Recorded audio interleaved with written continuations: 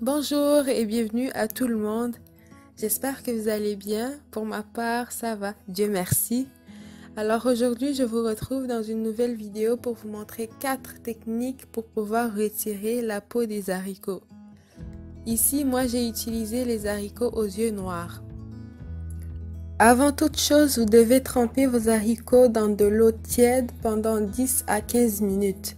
Si vous êtes un peu pressé, vous pouvez utiliser de l'eau chaude, mais assurez-vous de vraiment vérifier très souvent pour éviter de trop réhydrater vos haricots. Vous savez que vos haricots sont prêts quand vous êtes capable d'enlever la peau entre vos doigts, comme dans la vidéo.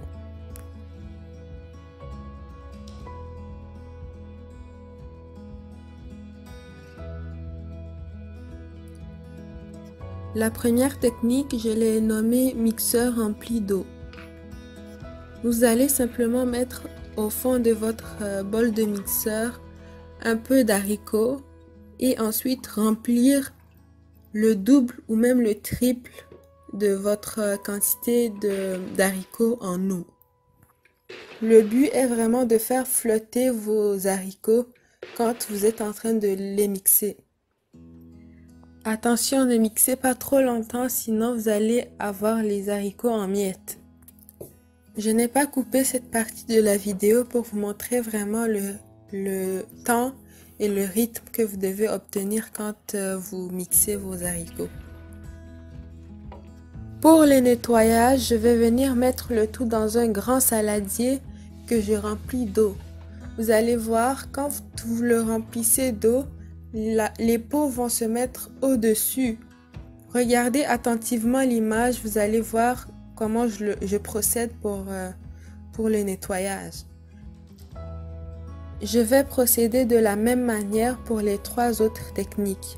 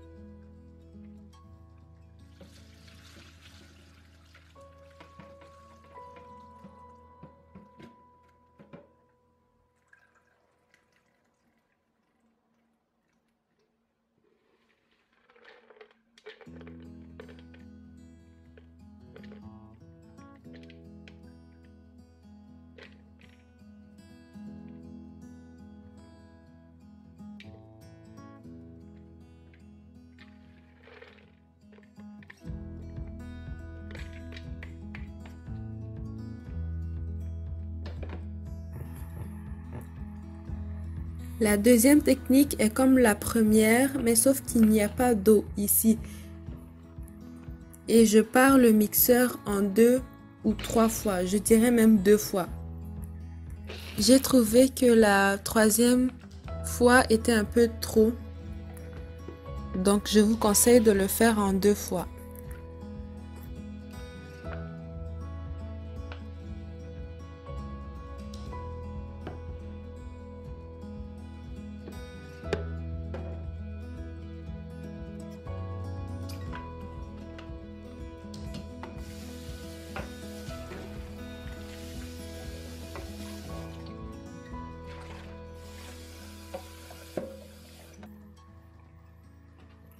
La 3e technique est faite avec le Asanka.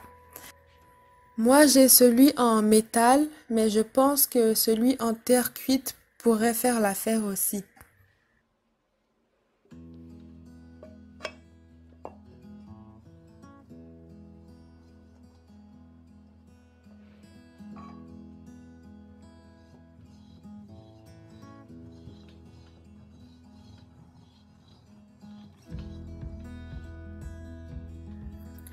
Dans votre Asanka, vous allez venir mettre un peu d'haricots. Et personnellement, j'ai mis un tout petit peu d'eau. Mais sinon, même si vous ne mettez pas de l'eau, ça pourrait tout à fait fonctionner. Faites attention quand vous écrasez de ne pas trop appuyer pour éviter de réduire vos haricots en miettes.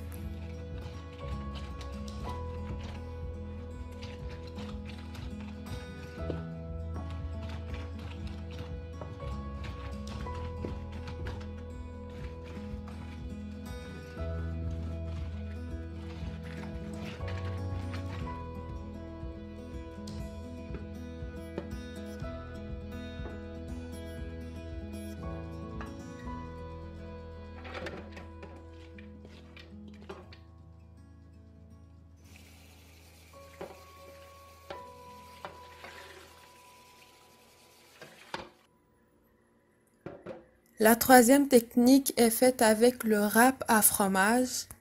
Ça, c'est la technique que je préfère le moins, mais je vous ai quand même présenté ça parce que je me dis, au cas où vous êtes un peu mal barré, au moins vous avez une technique pour pouvoir le faire.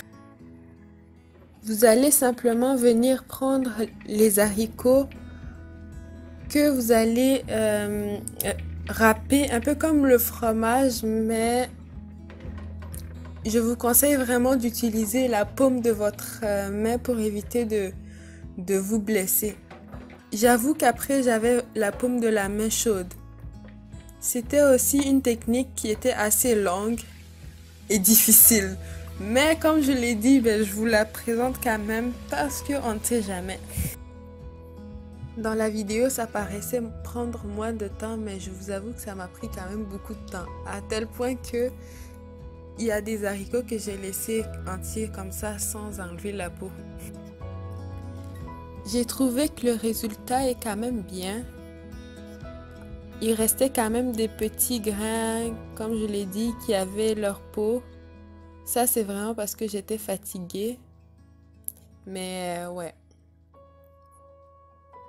Pour la technique avec le mixeur sans eau, j'ai trouvé que la troisième fois était une fois de trop.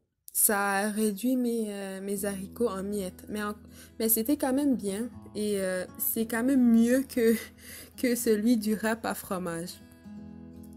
Je vous conseillerais de plutôt mixer en 2 fois. Pour celui avec le Asanka, je pense que c'est la meilleure technique que j'ai obtenue. Visuellement, les grains étaient quand même entiers. Enfin, c'était pas réduit en miettes comme les autres.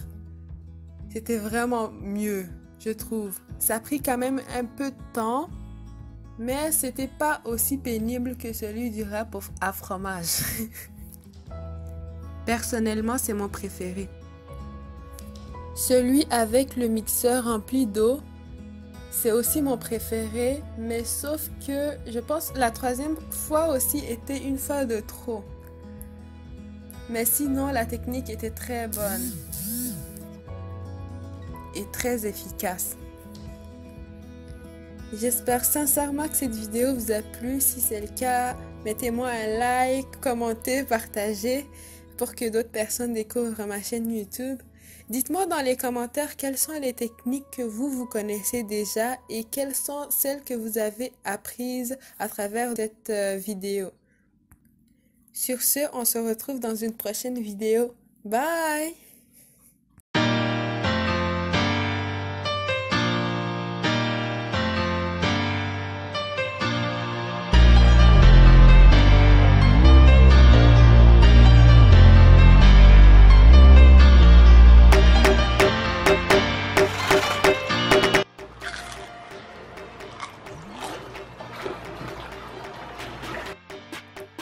Bienvenue sur ma chaîne YouTube. Aujourd'hui, je vous retrouve pour vous montrer comment je fais des beignes d'haricots express. Pour faire ces beignets, il vous faut des haricots sans peau trempés dans l'eau depuis la veille. Il vous faut aussi de l'eau, des oignons, du piment rouge en poudre, du poivre, du sel et de l'huile pour la friture. Premièrement, dans mon bol du blender, je vais venir mettre mes haricots trempés pour ensuite venir le mixer. J'ajoute aussi un petit peu d'eau. Ça, c'est vraiment à vous de voir. Personnellement, j'en ai rajouté au fur et à mesure quand j'ai vu que mon blender n'arrivait pas à blender. Mais le but, c'est d'éviter de mettre trop d'eau pour éviter que ça soit trop liquide.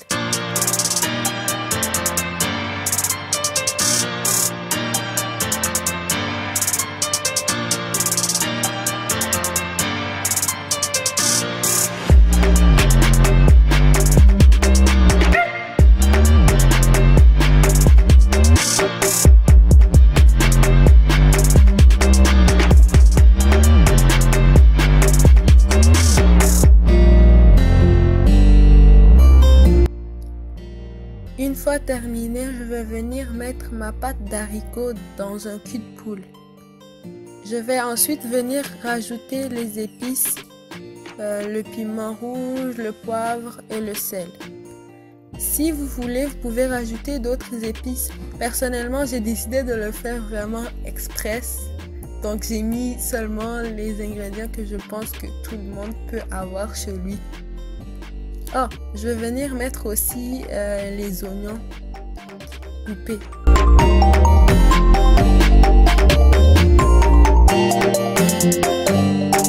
Vous allez voir dans la vidéo, j'ai rajouté des épices. Faites la même chose.